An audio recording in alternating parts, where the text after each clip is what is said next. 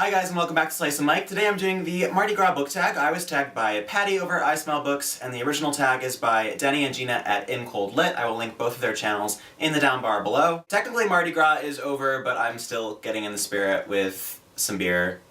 The cap is on because it's 11 a.m. on a Wednesday, so why would I be drinking right now? First question is, designated driver, what reread book is reliable to get you out of a reading slump? I chose this. It's called The Weird. It's a compendium of dark and strange stories. I'm pretty sure that's exactly what it says. So whenever I don't know what to read next, I usually just flip through this book and read whichever story I land on, and it gives me inspiration to find another book to read. I don't think I'll ever completely finish this because it's 5 trillion pages, but that's okay. Number 2, The Drunk Best Friend. Which character would you like to grab a drink with or simply hang out with for a night on the town? I chose Arthur Dent from The Hitchhiker's Quartet by Douglas Adams because he's grumpy and drinks tea and has a British accent and likes beer, and the end. Number 3, which book on your TBR can you not wait to devour? Easy, that's A Darker Shade of Magic by Victoria Schwab, and I haven't watched a single video on the topic because I don't want to be spoiled by it, so stay out of my life, please. That book comes out on Tuesday of next week, and I'm clearing my schedule for that book because I'm going to read it straight through, cover to cover. Number 4, which genre would you give up reading for 40 days? I'm going to say fiction. Can I say fiction? Just because I read almost exclusively fiction, and once in a while I like to break it up with a non-fiction book.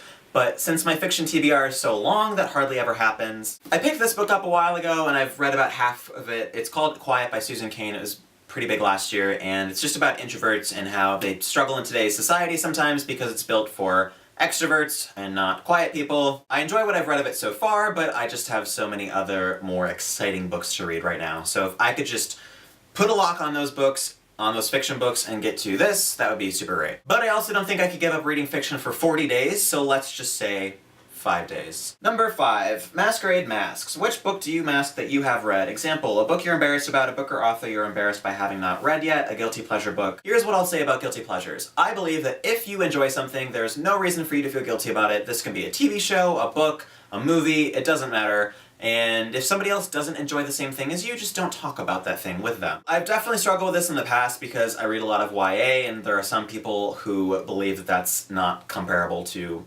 literature. But I say screw them and just read what you enjoy. However, the second part of this question is, which book are you embarrassed that you haven't read yet? So I would say Pride and Prejudice, I guess, or anything by Jane Austen. I haven't read any of those drippy British romance novels, really. But I'd like to, eventually. Number 6, the annual Mardi Gras party/parade. Which classic could you read time and time again? That would be Ray Bradbury's Something Wicked This Way Comes, which I read every Halloween season because it's very appropriate to that time. It's about 2 boys who encounter an evil carnival and have to battle the carny folk.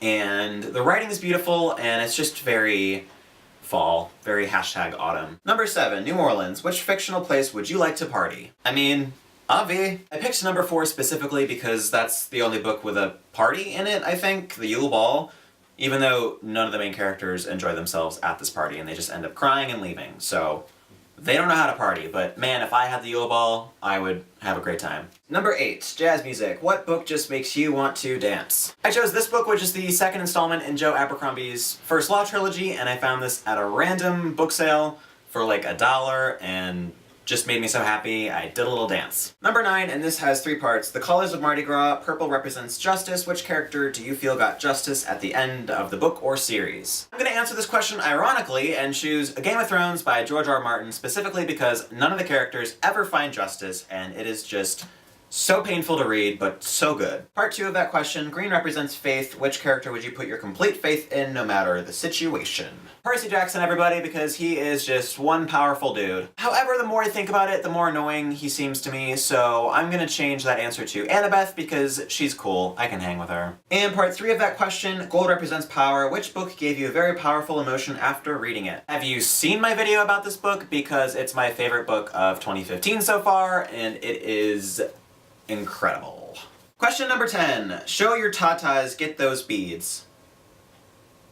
Which character would you throw beads to? I don't really know what this means. I'm just going to freely interpret this question and answer it however I want, so I'm picking Santiago, the protagonist from The Alchemist, because I hate him and I think he's annoying, so I'm gonna throw those beads at him and hope that they somehow mortally wound him.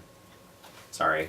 Ooh, bonus question. Southern hospitality. Give an example of a time when you received beyond exceptional service in a bookstore. Can I answer this question by talking about myself? I work in a bookstore. I don't think I can do that. So I'm just gonna say there's a really awesome bookstore about a half hour away from where I live. It's called the Penguin Bookshop, and it is just a groovy place, very reminiscent of old bookshops, and I actually don't like to have a lot of service when I go to bookstores. I just like to browse. I never really go there with a specific book in mind. So my idea of a good bookseller is to stand back and let me do my thing, and if I have a question, I'll come to them. So that's it for the questions. I'm not going to tag anybody because, like I said, this is a day late already, so it just kind of becomes more irrelevant as it drags on. But I did have a really fun time answering these questions, so thank you, Patti, for tagging me in your video, and I will tag some people in a video that's going to go up tomorrow, which is another tag. So look forward to that, and until then, I will see you guys later. Bye!